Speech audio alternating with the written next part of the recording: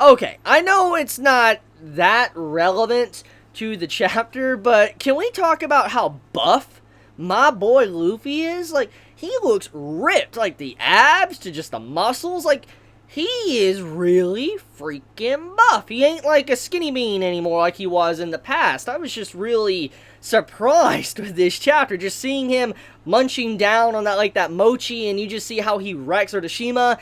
Just his entire design in terms of just how buff he looks, I'm just like, that Katakuri fight really did him wonders. Like, that really gave him that workout. I mean, when you think about it, what Whole Cake Island did to Luffy, it was probably the most intense, like, fighting he's had probably since Marineford.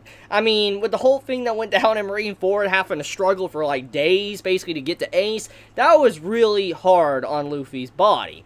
But I think that Whole Cake Island was probably the longest time in a long time Luffy's really had to fight. And you could just see that fight with Cracker, and then the fight to Katakuri right after that, and then just the minions of Big Mom, really, you know, increased Luffy's capabilities, his physique, his body structure. Like, he's, like I said, he's just buff, like, really freaking buff, okay? Now, I do want to take a moment to point out that Luffy's combat capabilities, it just stuns me to see how Katakuri has had so much of an impact on Luffy and his fighting style going forward in One Piece. When you see Urashima trying to hit Luffy, and Luffy's just dodging left and right like it's nothing, and he's just chilling, it reminds me a lot of how Katakuri was. Remember, Katakuri, he was analyzing Luffy using observation hockey, and he was constantly dodging every single attack Luffy threw at him.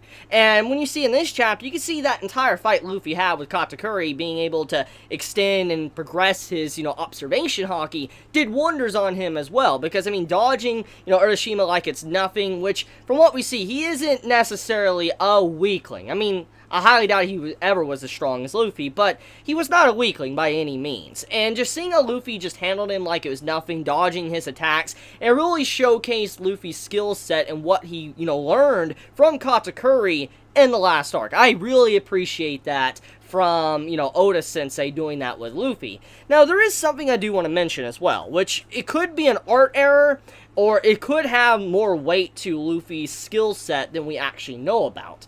In the chapter when Luffy knocks out Urashima, like he uses like the sumo slam or whatever, just knocks him out of the ring and then slings him through buildings, and eventually Hold'em comes out because, you know, his house was destroyed, which is freaking funny, by the way. That's hilarious. But, I mean, you know, when that happens, when he hits the dude, Luffy stretches his arm back. And it's a typical Luffy thing we've seen many times throughout the series. He constantly does this when he tries to finish, you know, an opponent off. That's happened. He usually uses, like, you know, Gomono Bazooka or something.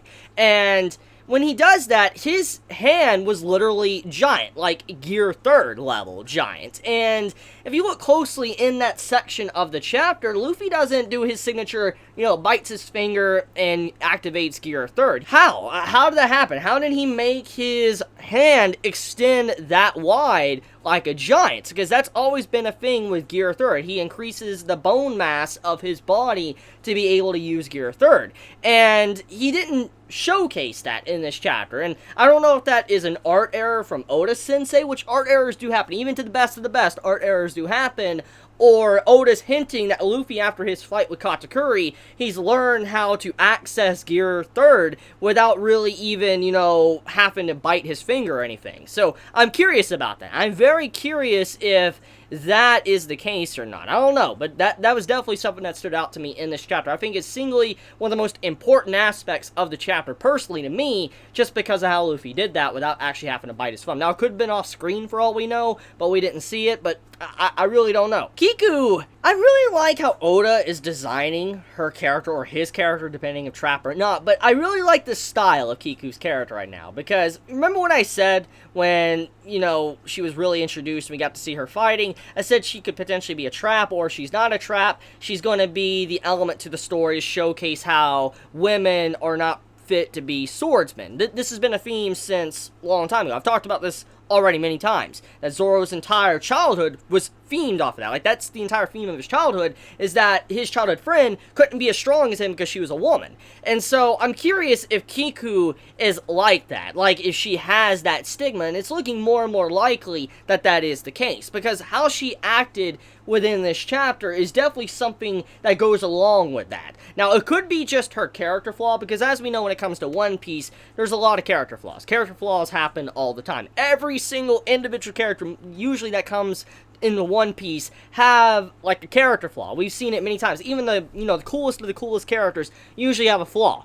And I'm assuming either it's Kiku's flaw, or it is a flaw, but also it is an extension to, how women could not potentially be as good swordsmen as men.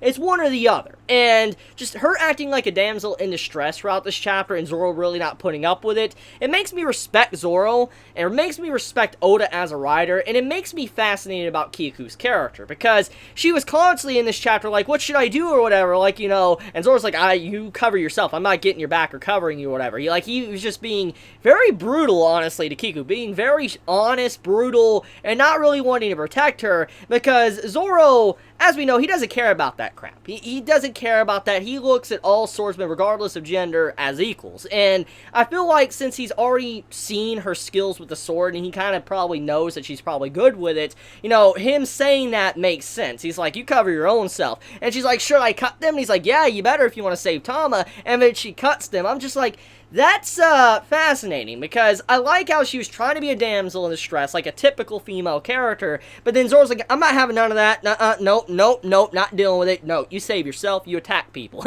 I like that. I really like that interaction with Zoro and her. It might not be the best moment of the chapter for a lot of people, but I find that scene really cool just to see that Zoro, he's definitely going to have a huge role when it comes to probably Kiku as a character, and if that theme does pop up from the past, he's probably going to have a big role to play with that going forward in this arc for Wano. Odin. It's been stated multiple times that Odin and his entire family was evil. Now, we do know that this is coming from Kaido's men. Well, we know we can't really trust the word of villains, evil people.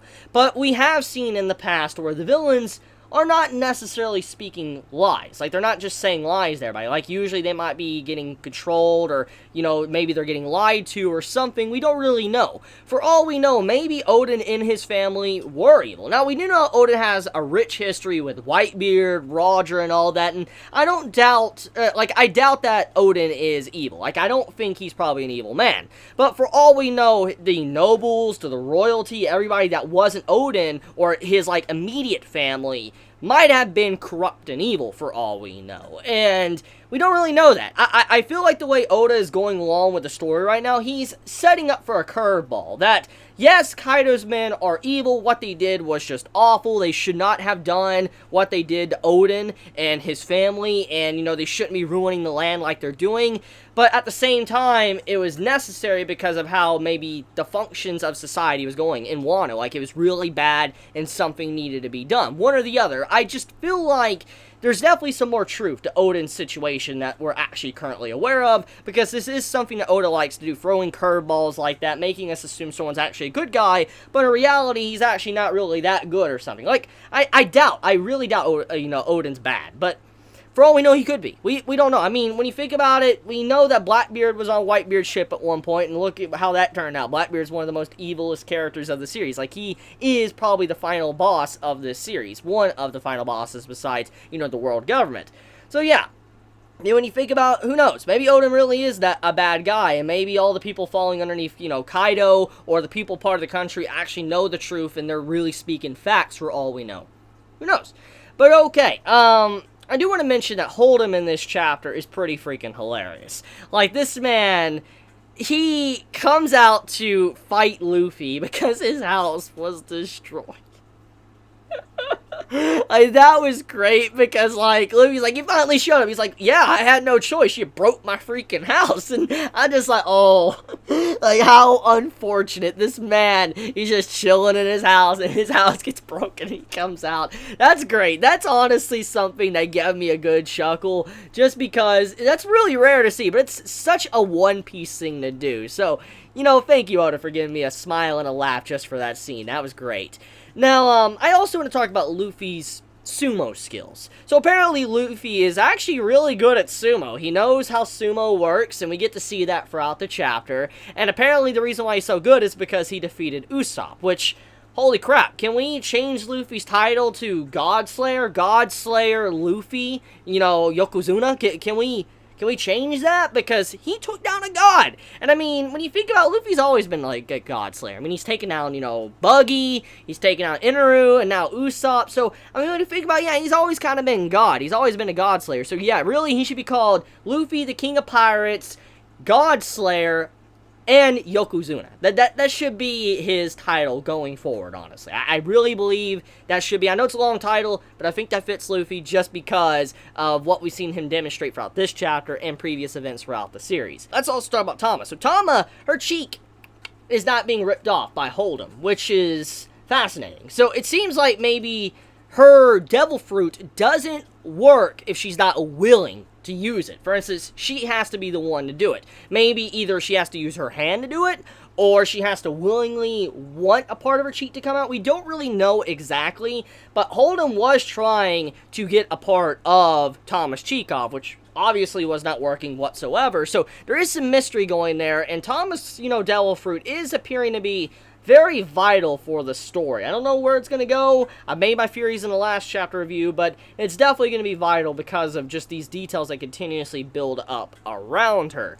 But yeah, I think that's pretty much about it when it comes to this chapter. It's a very simple chapter, gets to the point very quickly, but I really like what Oda is doing with the characters, to Luffy, just everything about it. It's pretty enjoyable. So let me know your thoughts in the comments below. If you enjoy my content, you know, please subscribe. If you like this video, please leave a like, and if you want to get notified for whenever I upload a video, please click the bell icon down below, because for some reason, even if you click the subscribe button, you don't always get notified. So if you want to get notified, click that bell icon down below. And with that, Chibi out.